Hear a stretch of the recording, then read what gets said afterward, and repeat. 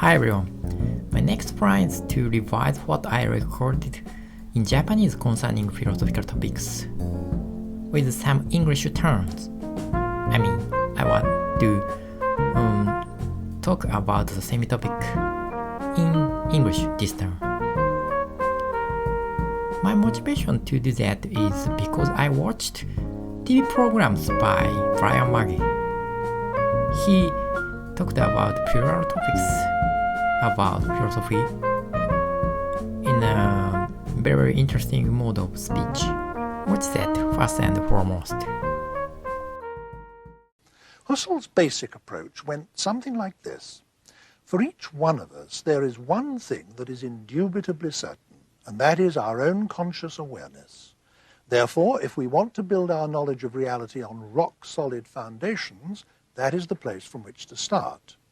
But as soon as we analyze it, we find that awareness has to be awareness of something. Consciousness must be consciousness of something. And we are never able to distinguish in experience between states of consciousness and objects of consciousness. In actual experience, however careful the analysis, they seem to be the same thing. Now, skeptics down the ages have argued that we can never know whether the objects of our consciousness have a separate existence from us, independent of our experience of them. Husserl conceded that, but insisted that they do indubitably exist as objects of consciousness for us, whatever other status they may have or lack, and therefore that we have direct access to them as objects of consciousness and can investigate them as such, without making any assumptions about their independent existence. Thus, he launched a school of philosophy devoted to the systematic analysis of consciousness and its objects. This school is known as phenomenology. Brian Maggie is born in London. When I watched this TV program, I thought he is American, but his pronunciation is very easy to listen to. I think this is his virtue, in my opinion. Putting it aside, let me summarize Brian Maggie's view about Husserl's phenomenology. Please watch the footage. Number 1. According to Husserl, of all the things humans can know, consciousness is most certain. Number 2. But consciousness is consciousness of something. Number 3. Phenomenology was launched as a school to pursue this something, namely object. What do you think hearing this?